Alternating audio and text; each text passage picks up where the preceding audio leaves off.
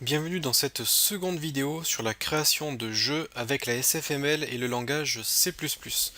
Donc dans la première vidéo, nous avons vu comment installer la SFML. Je vous ai également parlé des logiciels qui peuvent servir à développer en C++. Donc moi j'utilise Visual Studio. Vous avez aussi l'alternative CodeBlocks. Et si vous n'avez pas vu la première vidéo, je vous invite à la regarder pour installer la SFML.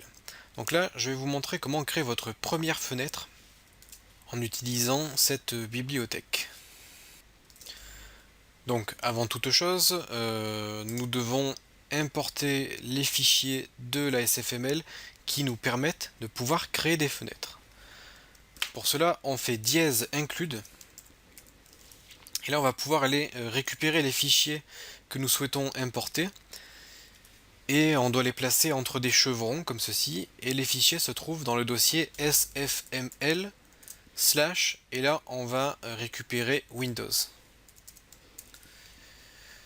.hpp. Voilà, donc là on a inclus sfml windows.hpp qui nous permet de créer et de gérer des fenêtres.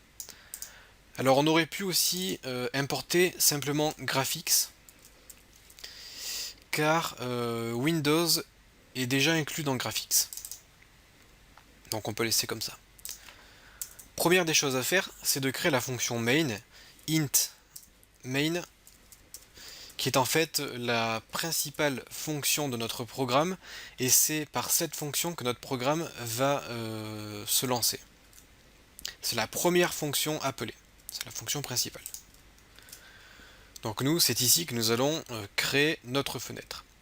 Alors pour utiliser les fonctions, les méthodes et les objets de la SFML, il faut écrire sf : et en écrivant sf : on va pouvoir utiliser tous les éléments de la SFML.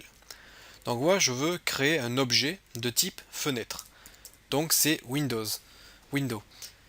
Vous le voyez, j'ai sur Visual Studio un éditeur de code intelligent, c'est l'IntelliSense, qui me donne des éléments.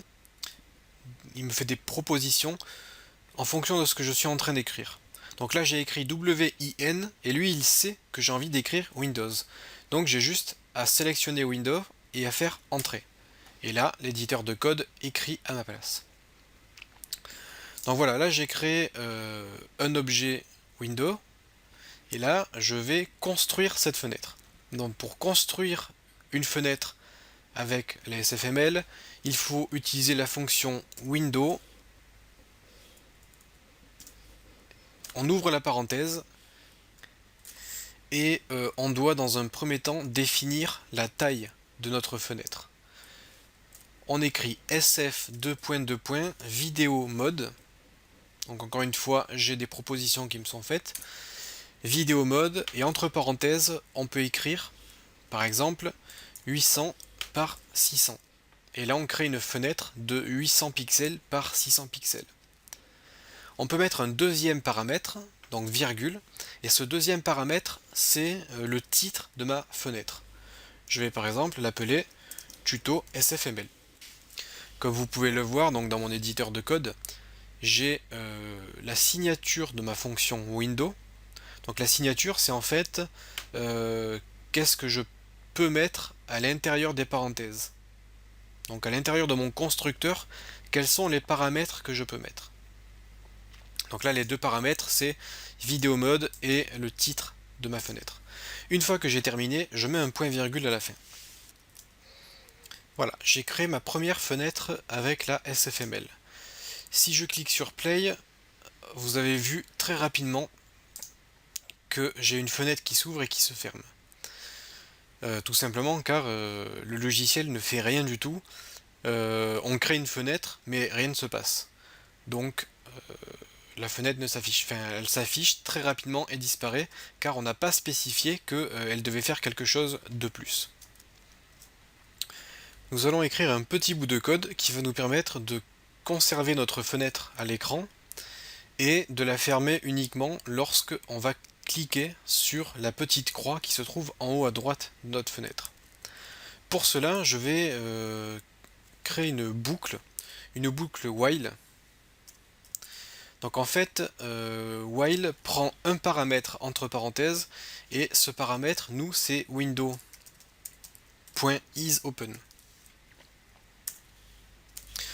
Donc une boucle while prend un paramètre, et tant que ce paramètre est vrai, eh bien tout ce qui se trouve à l'intérieur des accolades du while va s'exécuter. Donc window.isOpen, c'est une fonction de la SFML qui se trouve donc dans l'objet window. Donc si je fais window.isOpen parenthèse parenthèse, cela signifie est-ce que la fenêtre est ouverte ou pas.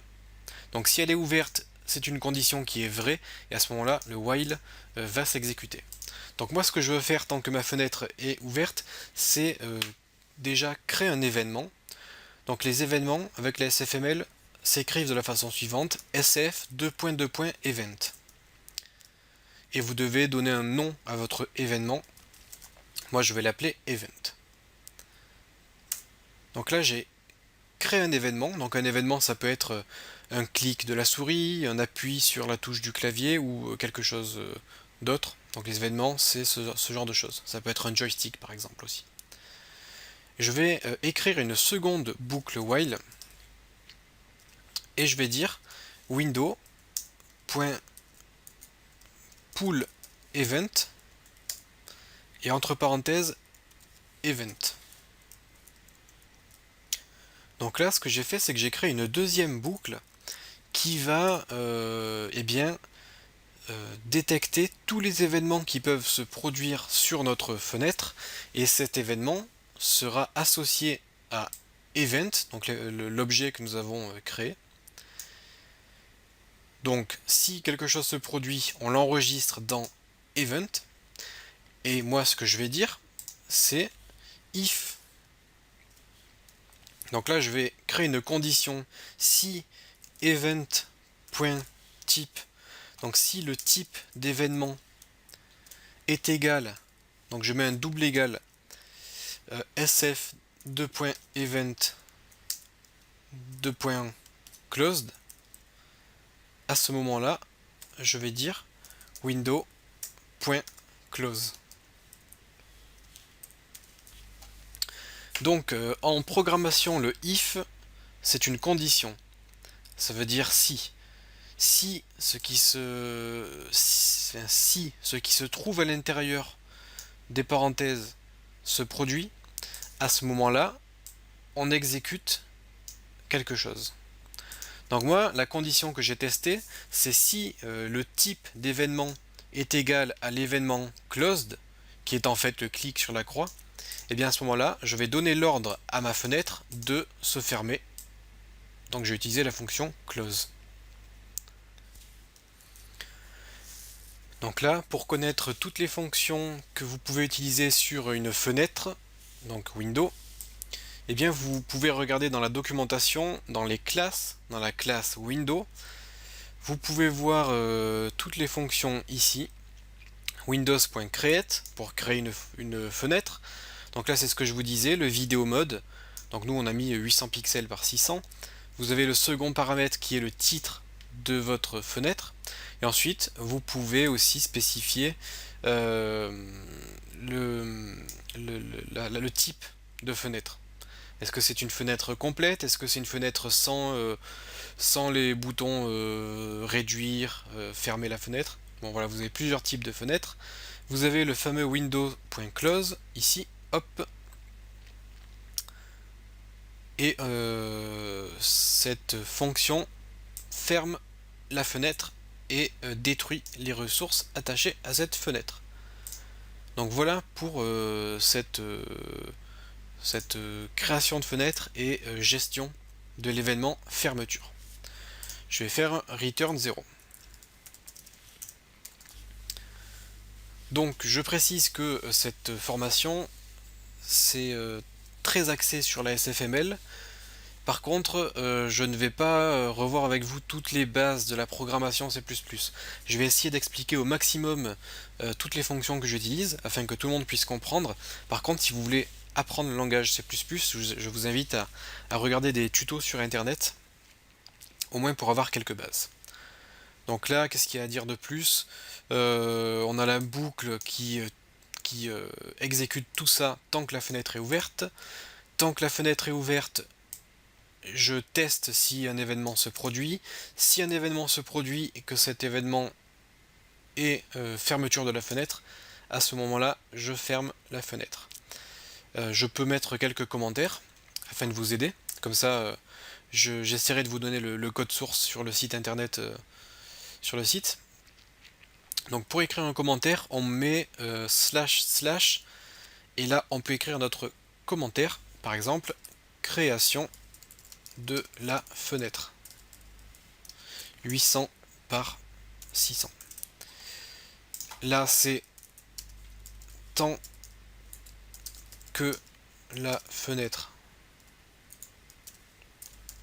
est ouverte.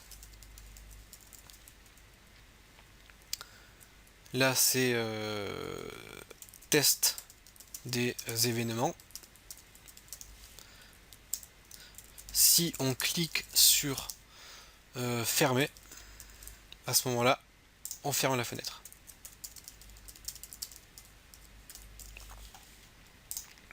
Et le return 0, c'est pour dire que le programme s'est arrêté sans souci.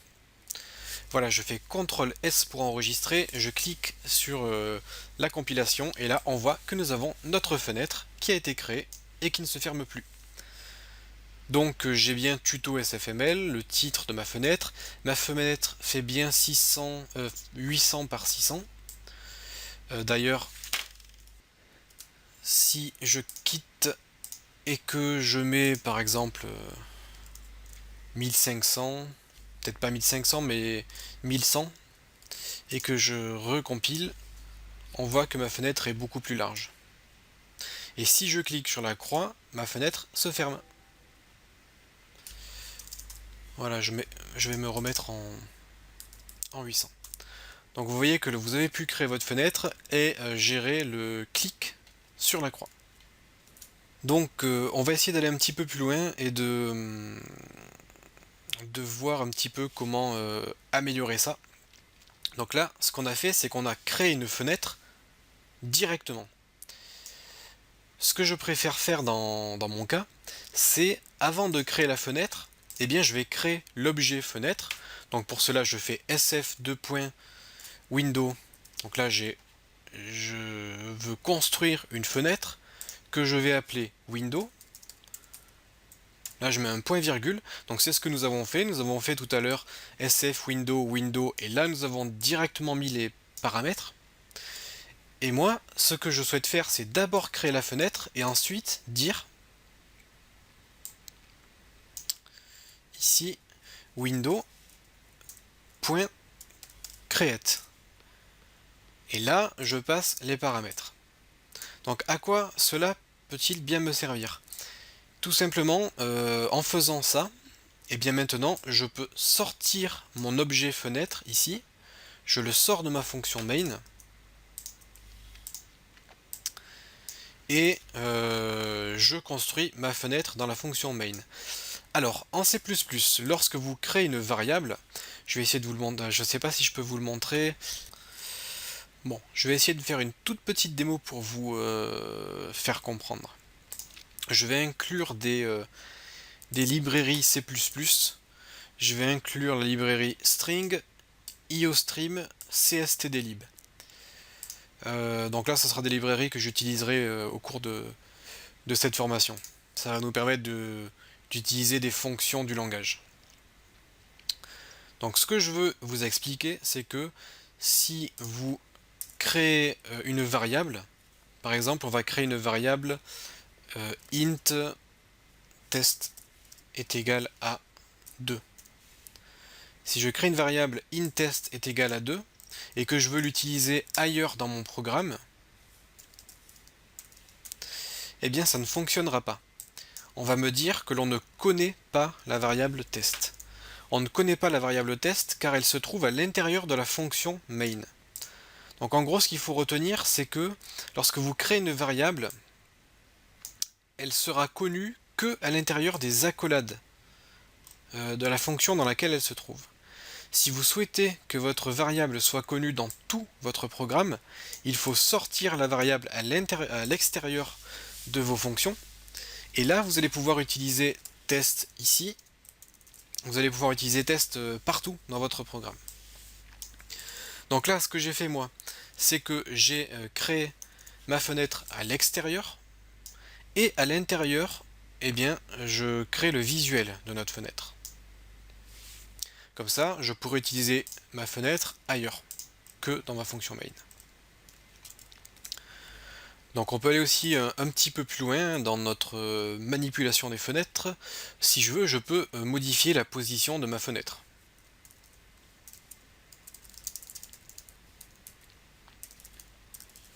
Par exemple, je vais dire window.setPosition. Et donc la position, c'est un vecteur 2. SF2.2. Vecteur 2i. Donc les vecteurs 2, ce sont des... en gros, ce sont les axes X et Y. Donc vous savez que votre écran a une largeur et une hauteur. Si ma souris est en haut à gauche, elle se trouve en 0, 0. En X égale 0 et Y égale 0. Si je descends, elle se trouve en X égale 0 et Y égale par exemple 800 pixels. Et si je vais à droite, elle se trouvera par exemple en 500 pixels, 500 pixels vers la droite, 500 pixels vers le bas. Donc les vecteurs 2, c'est ça, c'est les deux axes X et Y. Donc je mets un petit i pour dire qu'il s'agit d'un int. Donc pour attribuer une position à notre fenêtre, on écrit windows.setPosition et entre parenthèses on passe un vecteur 2 et là on va donner la position de notre fenêtre. Donc moi je veux la mettre par exemple en 0, 0. Comme ça ma fenêtre sera collée tout en haut à gauche de mon écran. Je clique sur play et là j'ai ma fenêtre qui est collée en haut à gauche de mon écran.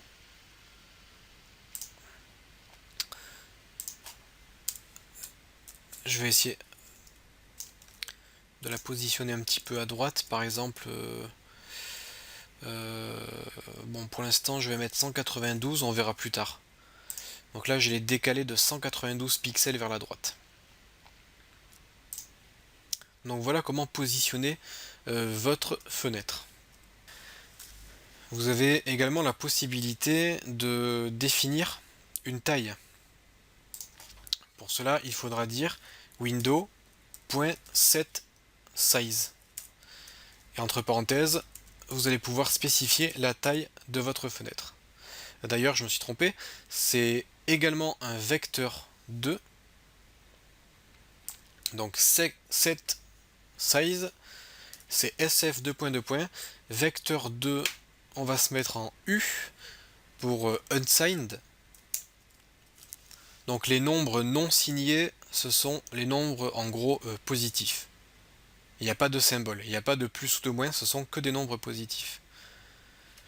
Donc là, si je veux attribuer une nouvelle taille de fenêtre, je fais 50-50, je clique sur play, et là j'ai ma fenêtre qui était grande et qui est devenue donc toute petite, car j'ai modifié sa taille.